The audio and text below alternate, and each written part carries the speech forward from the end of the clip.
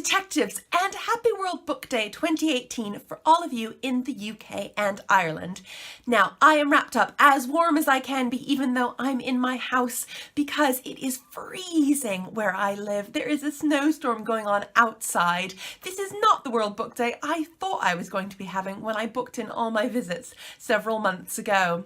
I'm so sad to say that I'm going to have to cancel my Red Maids school visit tomorrow, which is really sad. Bristol is apparently completely covered in snow, but I promise if you are from Red Maids that I will be coming to visit you at some point this year. You will not miss out on a visit from me. Because it is World Book Day today in the UK and Ireland, I thought I'd take the opportunity to share a story with you. And because it is snowing outside, I thought I would choose a reading from my very snowy book, Mistletoe and Murder, which of course normally I only read from at Christmas, but I think it is the perfect book to read from today.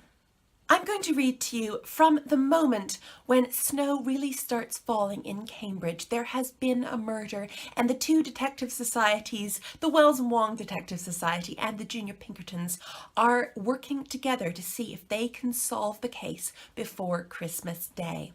They have just broken into a secret garden and escaped again, and Alexander and Daisy are about to share what they have discovered. This is from Part 5, Chapter 10 of Mistletoe and Murder. Behind us, the gate creaked open. It was Alexander and Daisy. Alexander was filthy at the elbows and knees. He even had some mud in his hair. Daisy, however, had only one small spot of dirt at the end of her nose. She was smiling, and she had one hand held behind her back. "Watcha," she said to me and George. "We found something," said Alexander behind her. "Would you like to know what it is?" Daisy asked teasingly. "I know we're working together, but all the same, I want to play a game for it." "Oh," said George. I saw a spark of interest come into his eyes. "A guessing game," said Daisy. "You two have 3 guesses as to what is behind my back. If you guess right, I shall show it to you. But if you get it wrong, I will punish you." "Daisy," I said. "All you have to do is get it right," said Daisy. "It's quite easy, really." "All right," said George. "I promise we'll win." "First guess," said Daisy. "Ready?" "Of course. The thing behind your back is a glove." Daisy's smile widened. "It isn't a glove," she said. "Not even close. Second guess. Hazel, your turn." "The thing behind your back is..." I paused. I stared at Alexander, and it was funny how my detective senses showed me exactly the blue of his eyes, and the 3 freckles on his nose, and the way the mud clumped in his hair. It was terribly embarrassing, and I looked down. "The thing behind your back is a roof tile," I said. And I knew as I said it that it was wrong. "Wrong again," said Daisy, and she nudged Alexander triumphantly. The dimple in his cheek appeared again, and I felt myself go hot all over. We did find some of those, freshly broken and scattered on the ground, supporting our theory that the victim was climbing about on the roof last night. But it isn't that. Last go. "Mine again," said George. "Let's see. This is difficult, but, well, the thing behind your back, could it possibly be a bit of wood?" Alexander's face fell. "How did you know?" he asked. He looked at Daisy, and I had another twinge. Why should he look at her like that all the time? "It is a garden," said George. "You were holding the clue, so it couldn't be footprints. It wasn't tiles, you said so. It might have been clothing. But you were so sure it wasn't a glove that I decided that couldn't be it either. A bit of wood seemed the only thing left.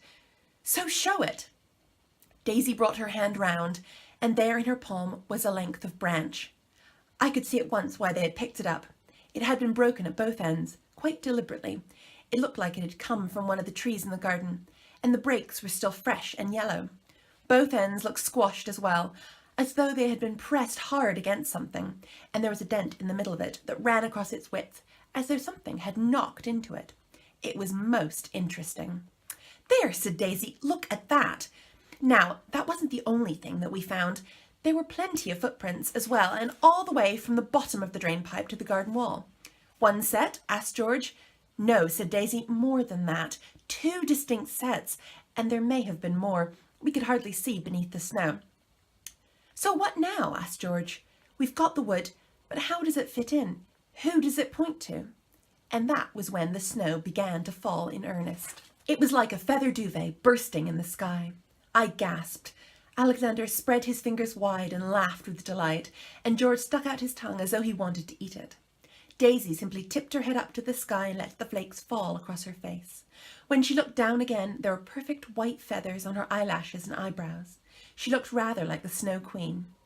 Alexander and I both put out our hands to brush the snow away, and then paused.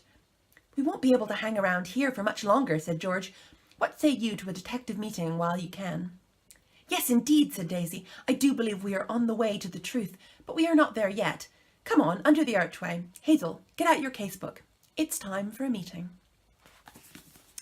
And to find out what happens next and what they say in the meeting, and of course to find out who the victim is, you'll have to read Mistletoe and Murder. I hope you enjoyed that reading, and I hope you're having a very fun, if very snowy World Book Day.